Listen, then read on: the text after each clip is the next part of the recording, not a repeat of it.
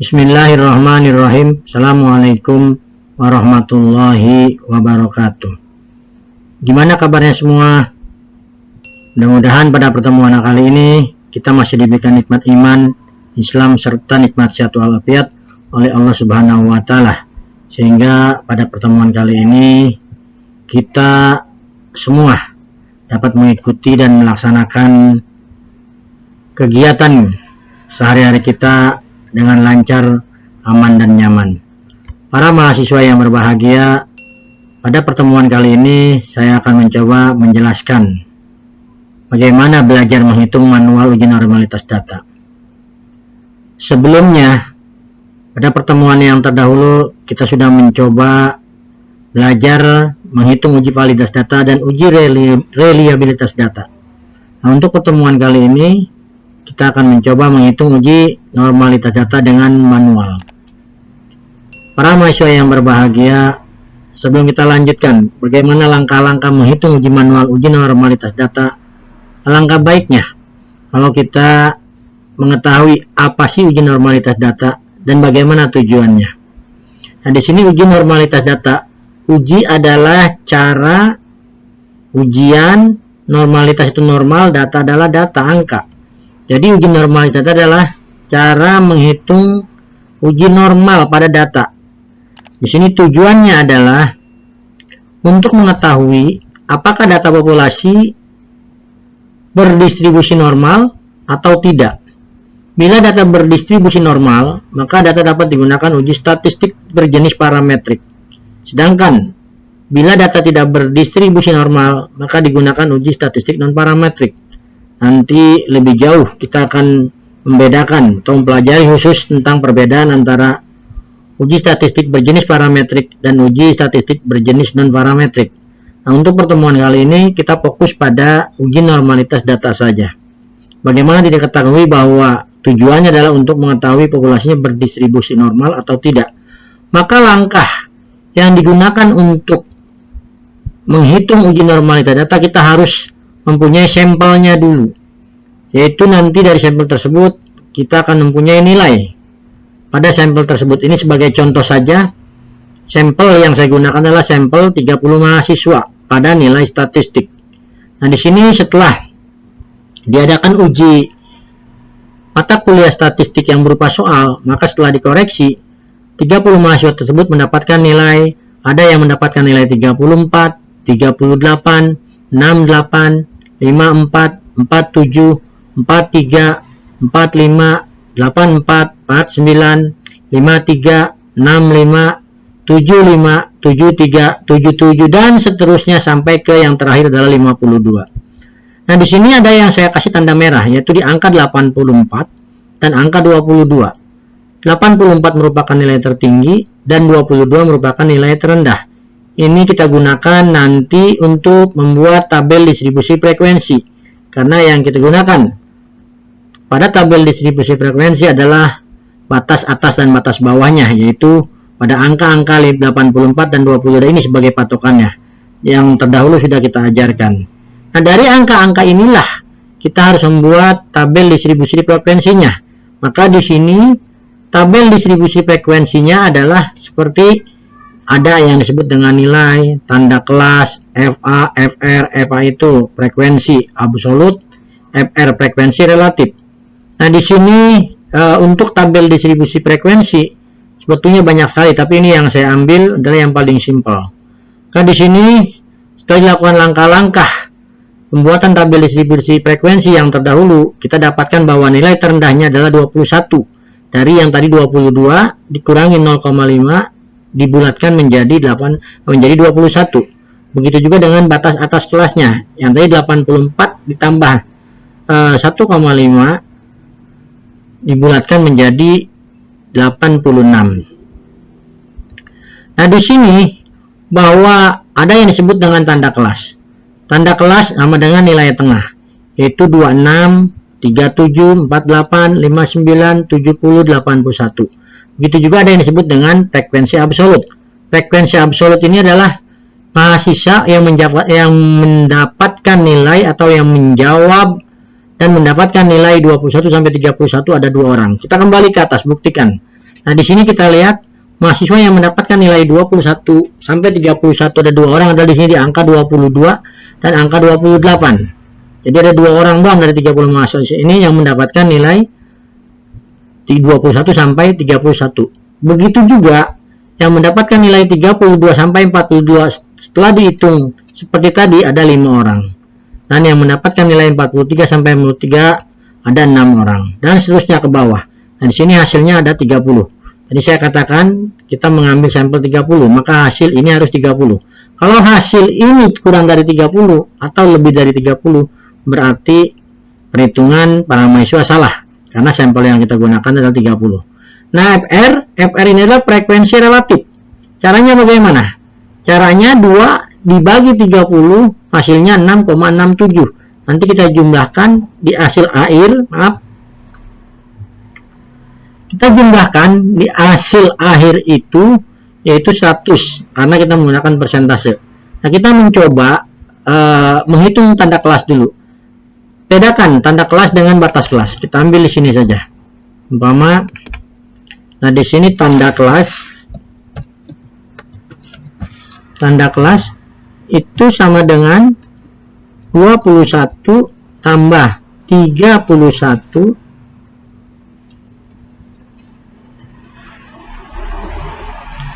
dibagi 2, maka hasilnya adalah 26. Begitu juga yang bawah, 32 tambah 42 dibagi 2 sama dengan 37. Yang bawah lagi 43 tambah 53 dibagi 2, hasilnya 48. Nah, sedangkan batas kelas adalah, kita lihat ngambilnya ke samping di sini. Kalau seandainya isi 21, maka ke samping naik ke atas menjadi 20, yaitu sama dengan 20 ditambah 21 dibagi 2, hasilnya sama dengan 20,5. Begitu juga ke bawah. Jadi yang di bawah ini 31 ditambah 32 dibagi 2, hasilnya adalah 31,5.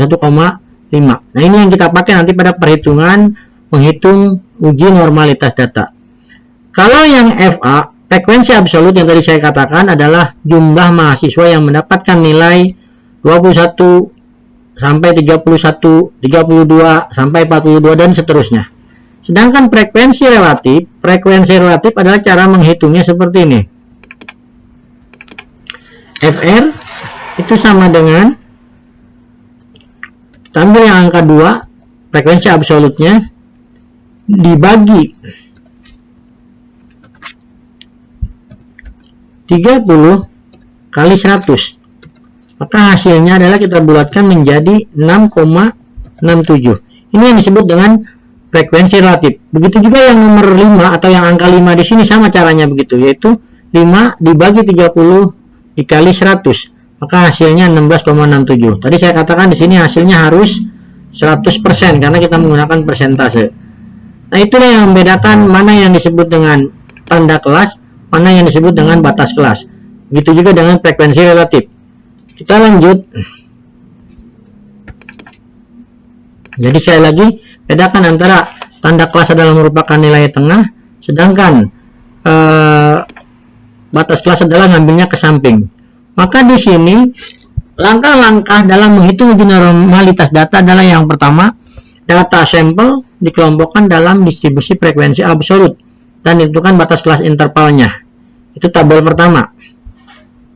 Tadi yang saya katakan batas kelas intervalnya 20,5, 31,5 dan seterusnya. Yang kedua, menentukan nilai Z dari masing-masing batas interval yang persamaannya Z sama dengan X, min X rata-rata per standar deviasi, di mana Z-nya adalah nilai tabel Z, X-nya adalah batas kelas X kecil, X besarnya ada tanda setip di atas namanya rata-rata. Nah, SD-nya adalah simpangan baku atau standar deviasi. Nanti kita hitung pada tabel nomor 2. Terus yang ketiga, menghitung besar peluang, yaitu P sama dengan FZ untuk tiap nilai Z berupa luas. Jika, nah ini ada jika Z-nya lebih kecil daripada 0, maka perhitungannya 0,5 min Z tabel. Z tabelnya di mana? Kita lihat di Z tabel. Terus yang kedua, jika Z lebih besar daripada 0,0, maka perhitungannya 0,5 plus Z tabel. Sama. Kita harus melihat Z tabel. Tapi saya lihat di Z tabel yang sekarang itu sudah jadi kalian tinggal masukkan angkanya saja, tidak perlu menghitung apa yang tadi saya katakan. Tapi kalau kalian tidak mendapatkan tabel Z, maka kalian harus menghitung dari tabel Z-nya. Itu ada di yang ketiga. Yang keempat, menghitung besar peluang atau luas tiap kelas interval untuk masing-masing kelas interval sebagai selisih luas, yaitu selisih sepasang FZ berturut-turut. Jadi tinggal kurangi yang bawah dikurangi yang atas. Nah, di sini yang kelima, menentukan FE untuk tiap kelas interval sebagai hasil kali luas tiap kelas interval dengan sampel. Nah, kan tadi sampelnya 30, maka kita harus mengalikannya 30. Lalu sampelnya 20 kalikan 20 dan seterusnya. Yang keenam, menentukan persamaan C kuadran. C kuadran sama dengan akar atau sigma, maaf. C kuadran sama dengan sigma FO min FE kuadrat per FE. Maka yang ketujuh, rumuskan hipotesis statistiknya, yaitu HO titik 2 FO sama dengan FE. HI titik 2 FO tidak sama dengan FE. Terima HO jika C kuadran itu lebih kecil C kuadran tabel. Terus yang ke-8, dari data diperoleh ukuran statistik sebagai berikut. X rata-ratanya sama dengan 55,3 yang terdahulu kita pernah hitung. Standar deviasi kalau menggunakan secara manual hasilnya 15,65. Sedangkan kalau menggunakan kalkulator Casio FX 3600P dengan operasi run hasilnya 15,96. Selisihnya hanya 0, sekian. Nanti untuk menghitung uji normalitas data kita akan menggunakan yang 15,96. Maka di sini tabel uji normalitas datanya adalah, nah ini batas kelas tadi yang saya katakan, batas kelas cara menghitungnya ke samping, ke bawah ke samping, yaitu 20,5. Yang tadi katakan 20 tambah 21 dibagi 2, 20,5. Begitu juga dengan 31,5 adalah 31 tambah 32 dibagi 2, hasilnya 31,5, dan seterusnya sampai yang ke 86,5. Nah, Z tabel, tadi yang saya katakan Z tabel adalah rumusnya yang Z sama dengan X kecil min X rata-rata per standar deviasi. Tadi saya katakan standar deviasi kita menggunakan angka 15,96. X rata-ratanya kita ambil 55,3, maka X batas kelasnya kita ambil yang tadi, batas kelas itu 20,5 diambil 55,3 dibagi 15,96, maka hasilnya minus 2,15. Yang ke bawah sama semuanya seperti itu. Nah, FZ itu kita ngelihatnya tadi saya katakan berturut-turut ya. Kalau Z tabelnya lebih kecil daripada 0 seperti ini, lebih kecil dari 0, maka perhitungannya 0,5 dikurangi Z tabel, atau Z tabel dikurangi 0,5, hasilnya 0,0146 dan seterusnya. Tapi kalau tabel Z-nya sudah angkanya 0,0146 berarti sudah yang terbaru itu. Nah, terus di sini luas tiap kelas interval. Luas tiap kelas interval itu cara merhitungnya tadi saya katakan luas tiap kelas interval itu sama dengan selisih dari nilai atau tabel FZ berturut-turut. Umpama di sini kita ambil yang paling bawah 0,9744 dikurangi 0,8980, maka luas tiap kelas intervalnya adalah 0,0764. Nah, ini namanya luas tiap kelas interval. Yang atas bagaimana? Sama, yang atas juga begitu, tinggal mengurangi saja, yaitu 0,8980 dikurangi 0,7190 dan seterusnya sampai ke atas, yaitu 0,0681 dikurangi 0,0146, hasilnya 0,0535. Bagaimana dengan FE? FE saya katakan tadi adalah luas tiap kelas interval kali sampel. Nah, kita lihat di sini, kita ambil yang paling bawah, FE sama dengan luas tiap kelas interval berarti 0,0764 kali 30, maka hasilnya adalah 2,292. Begitu juga yang keduanya. Yang kedua FE itu sama dengan 0,1790 kali 30, maka hasilnya adalah 5,370. Nah, seperti itu. Jadi untuk menghitung luas tiap kelas interval, menghitung FE caranya seperti itu. FO-nya sama dengan yang tadi, yaitu frekuensi absolut 256,863. Maka di sini ada yang disebut dengan C kuadran. C kuadran adalah sama dengan sigma FO min FE kuadrat per FE. Caranya bagaimana? Kita lihat aja di sini. Sigma FO min FE dikuadratkan per FE. Nah, di sini FO-nya adalah 2. Kita ambil yang paling atas. FO-nya adalah 2. 2 dikurangi 1,605, hasilnya dikuadratkan. Baru dibagi lagi dengan angka 1,605. Di sini ketemunya setelah dia perhitungan manual, ketemunya 0,09. Dibuatkan menjadi 0,10 dan 0,10. Nah, yang kedua sama. FO-nya adalah 5. Diambil 4,314, hasilnya dikuadratkan, dibagi lagi 4,314, hasilnya 0,11. Maka dari angka-angka cikuadran hitung ini kita jumlahkan sampai ke bawah, itu menghasilkan 0,74. 0,74 inilah yang disebut dengan cikuadran hitungnya. Nah, di sini kita harus, kalau kita mau menghitung semua sampai ke bawah, itu di angka terakhir, di angka FO3 dikurangi 2,292 dikuadratkan dibagi 2,92, hasilnya 0,22. Kalau kita mau menghitung sampai terakhir, nanti dihitung coba lagi di rumah. Nah, ini hasilnya saya katakan tadi 0,74. Ini yang disebut dengan cikuadran hitung. Maka setelah itu, angka selanjutnya dari hasil perhitungan akan diperoleh. Sini cikuadran hitungnya adalah sama dengan 0,74. Cikuadran tabel dengan alfa 0,05 dan deka sama dengan K-3, K-nya itu adalah kelompok, yang tadi ada 6 kelompok, 6 dikurang 3, maka hasilnya 3, maka cikuadran tabel itu 1 min 0,05. 1 min 0,05 itu hasilnya 0,95. Kita lihat di angka tabel Z atau tabel cikuadran, tabel cikuadran di angka 3, maka itu akan ketemu di 7,81. Begitu juga dengan cikuadran tabel dengan alfa 0,01 dan deka sama dengan K-3. Sekali lagi K-nya adalah rumus 6 min 3 sama dengan 3. Kita lihat cikuadran tabelnya adalah 1 min 0,01 titik, 3 itu 1 min 0,01, hasilnya 0,99. Kita lihat di cikuadran tabel di angka 3 ketemunya 11,3. Dari hasil perhitungan ini maka kesimpulannya adalah terima HO. Dengan kata lain, karena cikuadran hitung lebih kecil daripada cikuadran tabel, di mana cikuadran hitungnya 0,74 yang menggunakan alfa 0,05 di angka 7,81 cikuadran tabelnya.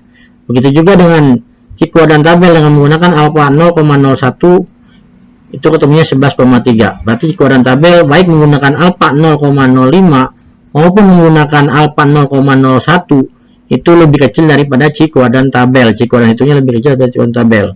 Dari hasil perhitungan ini, maka dapat disimpulkan bahwa sampel berasal dari populasi yang berdistribusi normal. Dengan kata lain, pada perhitungan selanjutnya bisa menggunakan statistik parametrik. Tapi kalau sampelnya berasal dari populasi yang tidak berdistribusi normal, maka kita harus menghitung dengan menggunakan statistik non-parametrik. Nanti saya katakan sekali lagi, cara perhitungan statistik parametrik dan parametrik kita belajar atau kita pelajari khusus nanti di pertemuan berikutnya.